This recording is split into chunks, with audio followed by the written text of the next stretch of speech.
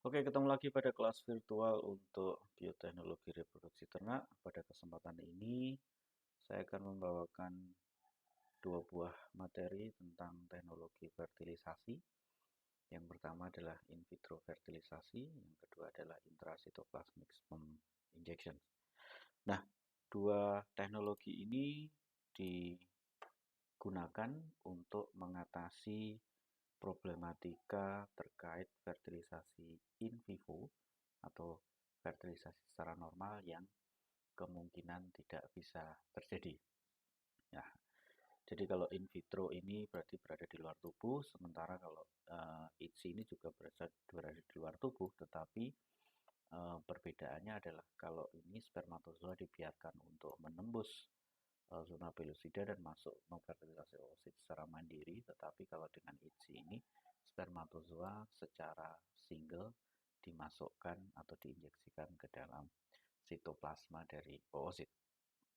Nah, teknologi in vitro fertilisasi atau termasuk dalam teknologi untuk fertilisasi, definisinya adalah penyatuan atau pembuahan sel gamet dalam kondisi lingkungan laboratorium yang terkontrol atau dalam test tube.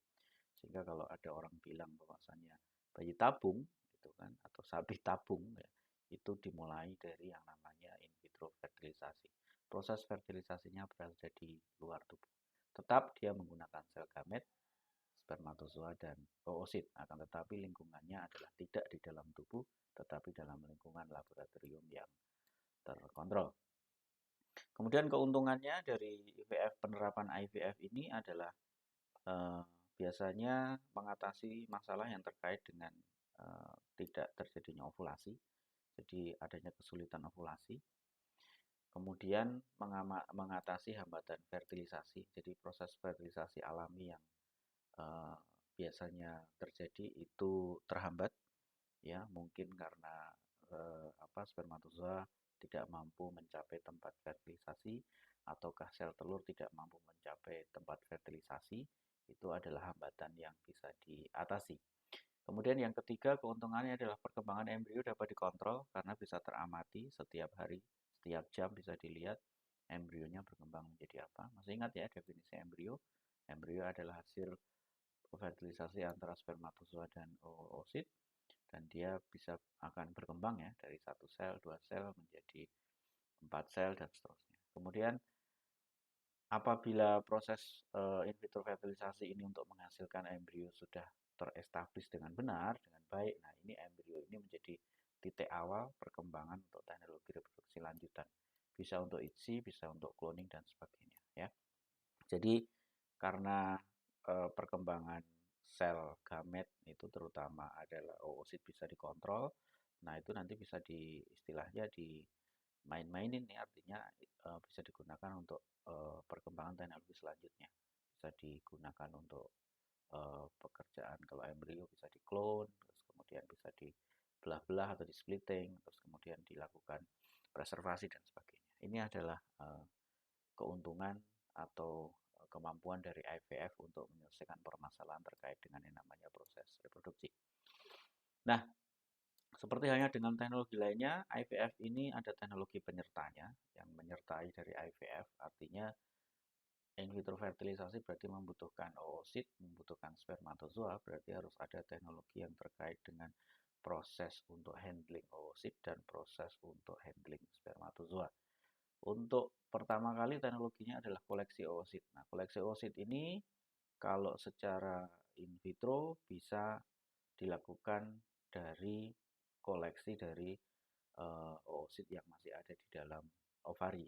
Nah, baik ovari itu bisa didapatkan dari ovari yang merupakan limbah dari penyembelihan ternak, ya, ataukah ovari yang didapatkan dari sumber-sumber lain, artinya atau oosit dari sumber-sumber lain, artinya proses koleksinya berada di dalam ternak, akan tetapi oosit itu tidak bisa dimatangkan atau tidak bisa difertilisasi di dalam eh, individu ternak atau organ makhluk hidup secara in vivo.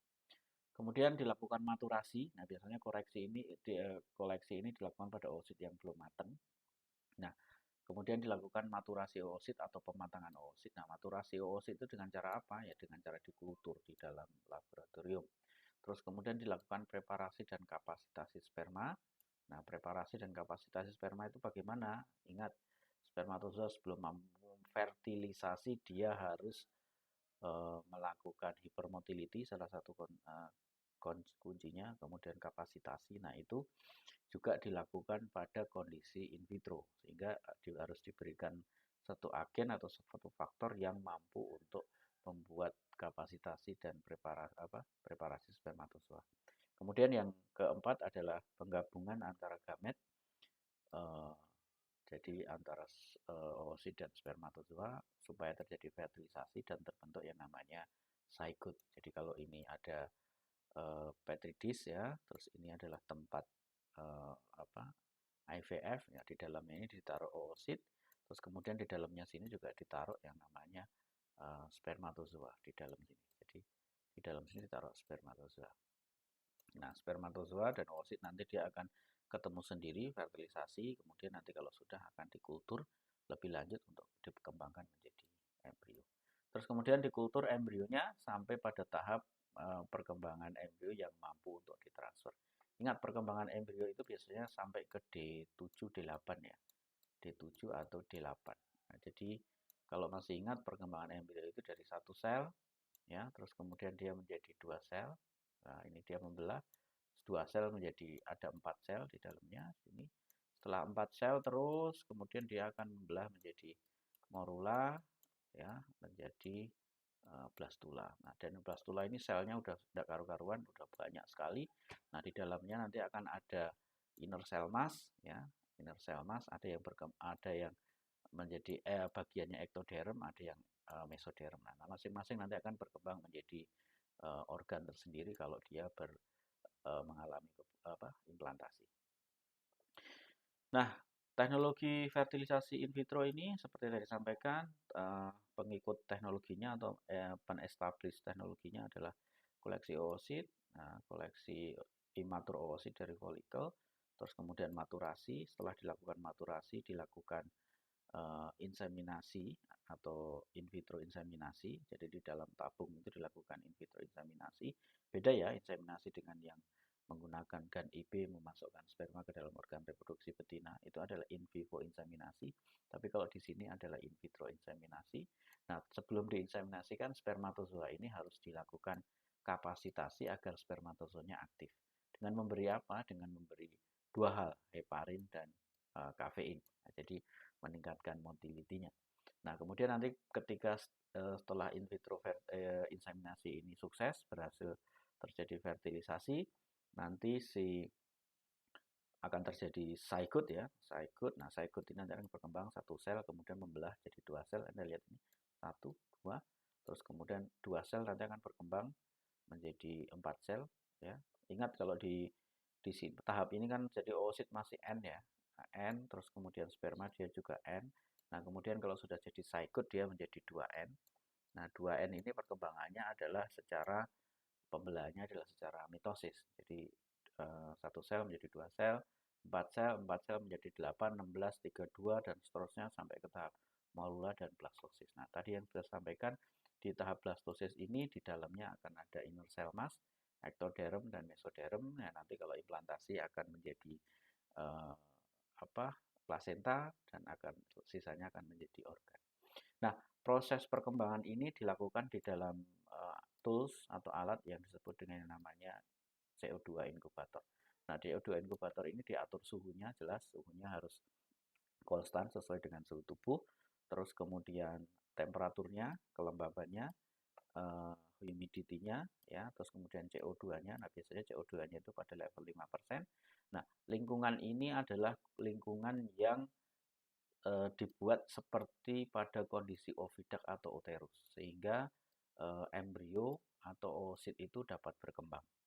Nah, dapat berkembang di dalam chamber ini atau CO2 inkubator. Nah, setelah dia berkembang sampai ke tahap tahap blastosis, kemudian dilakukan yang namanya proses pembekuan atau dikryopreservasi seperti pada saat produksi embrio melalui proses in vivo, ya, melalui proses in vivo untuk embrio transfer. Jadi ini kemudian dipreservasi dengan cryopreservasi menggunakan liquid nitrogen dan kemudian bisa untuk ditransfer. Ya, tolong ini jangan dihiraukan ya. Nah, jadi embrio ini kemudian disimpan, kemudian nanti ditransfer. Nah, untuk transfer ini berarti ya nanti menunggu adanya embrio resipien. Maaf, betina resipien. Nah, betina resipien inilah yang nanti harus dikondisikan kondisi organ reproduksinya supaya apa? Supaya menyerupai dari kondisi di mana si betina mau atau istilahnya lingkungannya mau menerima embrio untuk berimplantasi. Nah, ini adalah in vitro fertilisasi. Nah, ini beberapa koleksi oosit ya. Itu ada pre-ovulatory oosit atau ovulatory oosit ya. Tolong dilihat di perkembangan folikel di ilmu reproduksi ternak. Terus kemudian di sperma kapasitasi itu dengan memberikan bahan-bahan berikut yang harus ditaruh di sperma supaya apa? Supaya dia menjadi motil, hipermotil. Ada glikosaminoglikan, ada heparin, ada kafein. Ya, kafein yang ada di kopi itu. Ya, itu kan fungsinya salah satunya adalah meningkatkan apa istilahnya kontraksi ya. Kalau kita minum kopi itu kan ada yang jantungnya berdebar-debar ya, menjadi melek, wake up itu kan karena ada sesuatu yang digertak. Terus kemudian di in vitro inseminasi ya berarti spermatozoa ini harus dikapasitasikan dan di sini bisa menggunakan sperma pool, artinya lebih dari satu pool yang digunakan di sini. Sehingga di sini kalau IVF otomatis akan membutuhkan jumlah sperma yang lebih sedikit dibanding IB. Nah, jadi kalau hierarkinya perkawinan alam itu satu ejakulasi digunakan hanya untuk satu betina, tetapi kalau IB satu kali ejakulasi semennya itu ditampung dan diproses sehingga dia akan menghasilkan dosis inseminasi. Ya, satu dosis biasanya 25 kali 10⁻⁶ atau 25 juta. Nah, mungkin kalau tadi satu ejakulasi kalau kopulasi secara normal hanya untuk satu betina, tetapi kalau untuk dengan menggunakan processing semen dengan teknologi IB mungkin bisa menjadi 100 atau 200 dosis. Nah, kemudian kalau untuk in vitro inseminasi ini lebih sedikit lagi. Dia hanya membutuhkan untuk satu kali fertilisasi ya dalam satu chamber itu, chamber drop untuk fertilisasi hanya membutuhkan kurang lebih sekitar 1 juta sel spermatozoa. Nah, ini nanti akan lebih sedikit lagi kalau masuk ke isi hanya dibutuhkan 1 sel spermatozoa. Jadi lebih ngirit lagi. Nah, kemudian protokolnya IVF, jadi kalau ini disusun hari 0, hari 1, hari 2, sampai hari ke-9 ya, D9, itu pada hari pertama, hari ke-0 dilakukan koleksi ovari dan proses aspirasi oosit, artinya proses pengumpulan. Terus kemudian dilakukan maturasi oosit, 24 jam kemudian dilakukan pencucian oosit dan kemudian inseminasi. Berarti di sini harus menyiapkan spermatozoa ya, dilakukan hipermotility, pemberian heparin dan kafein. Terus kemudian dilakukan penghilangan kumulus, terus kemudian dikultur di hari kelima, ya, terus kemudian di hari 7, 8, 9 assessment of development. Dan semua ini berada di dalam CO2 inkubator tadi yang saya sampaikan. Sehingga kalau melakukan IVF itu kebutuhannya adalah yang jelas adalah media. Media untuk apa? Media untuk si oosit, si spermatozoa, si embrio itu untuk dapat hidup, untuk dapat terutama kalau embrio untuk dapat tumbuh. Nah, medianya apa? Ya berarti berisi nutrien-nutrien yang menyerupai nutrien yang disekresikan oleh organ reproduksi betina. Karena fertilisasi in vitro ini kan menyerupai fertilisasi in vivo yang ada di organ reproduksi betina. Nah, itu dibuat dalam bentuk cairan-cairan atau media dengan penambahan beberapa hal. Nah, nanti media itulah yang digunakan untuk tempat hidup dari sel-sel gamet dan embrio ini. Baik, itu adalah in vitro fertilisasi. Kita masuk ke hal yang kedua adalah teknologi fertilisasi yang selanjutnya adalah ITSI. ITSI adalah teknologi reproduksi yang menginjeksikan sperma masuk ke dalam ova. Jadi kalau fertilisasi dengan ITSI ini ya yang dibutuhkan berarti kan hanya single sperm. Jadi satu sperma yang diinjeksikan langsung masuk ke dalam ova. Ya, ini mengatasi apa ya? Berarti mengatasi masalah yang terkait dengan fertilisasi, ketidakmampuan dari si spermatozoa untuk menembus dari oosit. Nah, kemungkinannya adalah spermatozoa yang bisa jadi dia adalah spermatozoa yang tidak motil. Ya, karena kalau salah satu syarat spermatozoa untuk dapat menembus secara mandiri ke oosit melewati zona pelusidanya oosit adalah si spermatozoa itu harus motil. Tetapi pertanyaannya adalah kalau spermatozoanya tidak motil, apakah tidak bisa digunakan? Bisa, yaitu dengan teknologi ITSI ini.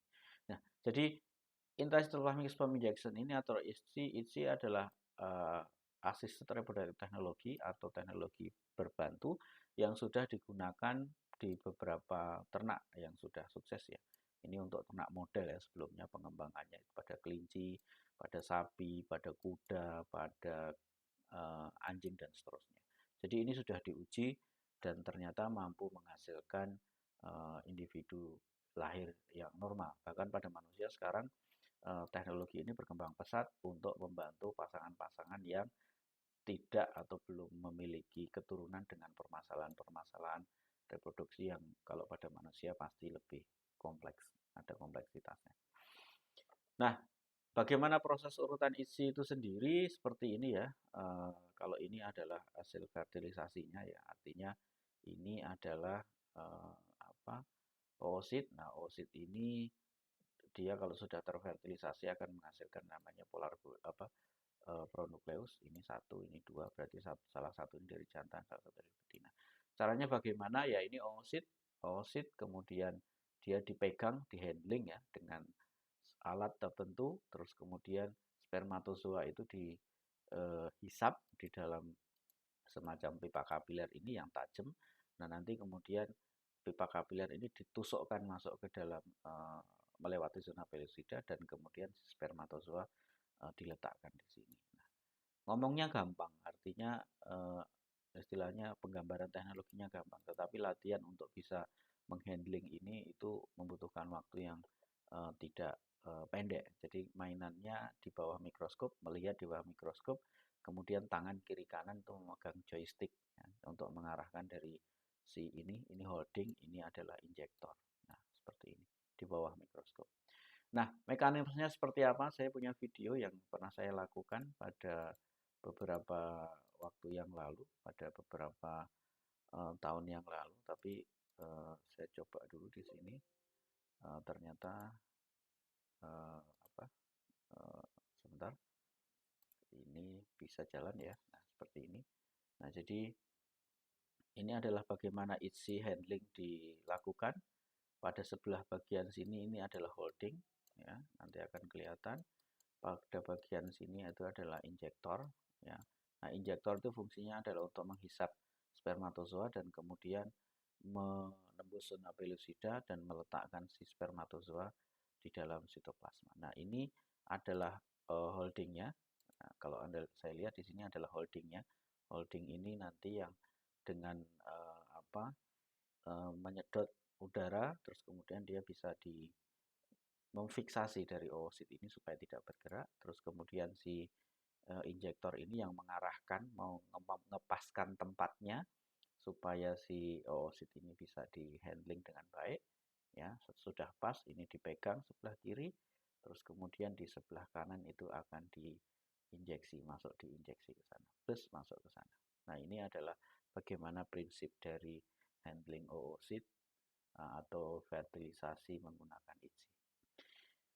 Nah, terus kemudian bagaimana konsep ITSI itu sendiri secara keseluruhan adalah seperti ini. Jadi oosit, in vitro maturasi, kemudian oosit itu dihilangkan kumulusnya, kemudian spermatozoa itu dipreparasi. Setelah spermatozoa dipreparasi, kita lakukan ITSI ada di sini ya dengan alat tadi holdingnya. terus kemudian dikultur. Dikultur dia nanti kalau terfertilasi berkembang, dia nanti akan berkembang menjadi yang kalau ke sini ke arah embrio. Nah, begitu embrio sudah selesai, apa yang dilakukan? Ya, embrio bisa dipreservasi, terus kemudian untuk bisa transfer ke yang namanya resepien. Nah, disinilah mengapa menguasai bagaimana teknik kultur, ya, mengembangkan sel di bawah di dalam inkubator, pengetahuan tentang media itu berarti pengetahuan tentang biokimia itu menjadi penting dalam teknologi reproduksi, terutama terkait dengan yang namanya fertilisasi secara in vitro, baik untuk IVF maupun ITSI. Saya kira demikian materi kali ini. Terima kasih. Sampai ketemu lagi pada kelas virtual selanjutnya.